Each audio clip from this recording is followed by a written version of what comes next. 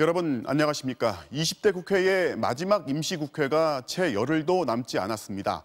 법을 통과시킬 시간이 딱 그만큼만 남았다는 얘기입니다. 20대 국회 역대 가장 많은 법안을 발의해서 무려 63%를 자동 폐기해야 하는 최악의 성적표를 받게 됐습니다. 그런데 그렇게 국회 탓만 하고 자동 폐기를 지켜만 보기엔 절박하고 시급한 민생 법안이 많습니다. 먼저 그 법안의 통과만 바라보고 있는 당사자들의 얘기를 이기주 기자가 들어봤습니다. 올해로 7년째 새 아이를 홀로 키우고 있는 강현진 씨.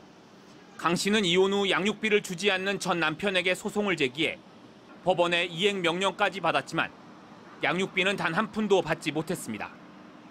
전 남편은 다른 사람 이름으로 재산을 돌려놓고 지급을 회피했습니다.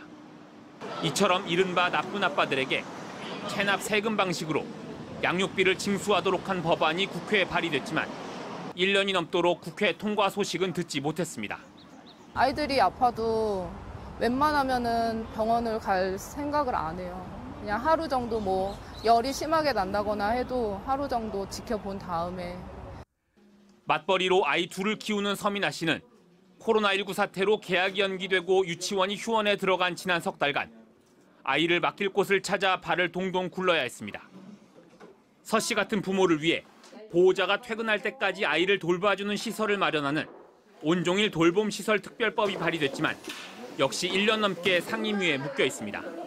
아이들이 갑자기 휴원을 하게 될 경우 좀 굉장히 난감하더라고요. 상시적으로 운영되는 그런 돌봄 서비스가 있으면 좋겠다라는 생각을 했습니다. 법안 처리를 기다리다 지친 이들은 농성도 하고 항의도 하다가 시위에 나서기도 합니다. 형제복지원 사건 피해자 최승우 씨는 진상규명을 위한 과거사법 통과를 요구하며 국회의원회관 입구 지붕에서 이틀째 고공농성 중입니다.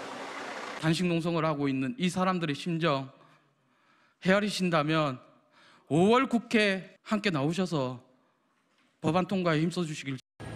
올해 낮부분부터 종합부동산세 세율을 강화하는 내용의 종부세법 개정안. 감염병 발생 국가에서 입국한 사람은 학교에 나오지 않도록 한 학교보건법 개정안. 20대 국회 문턱을 넘지 못하고 사장될 위기에 처한 법안은 모두 15,000건이 넘습니다. 현재 진행 중인 임시국회 회기는 오는 15일로 끝납니다. 남은 열흘 안에 여야가 본회를 열고 표결에 임해야 이 법안들은 자동 폐기될 운명을 벗어나게 됩니다. MBC 뉴스 이기주입니다.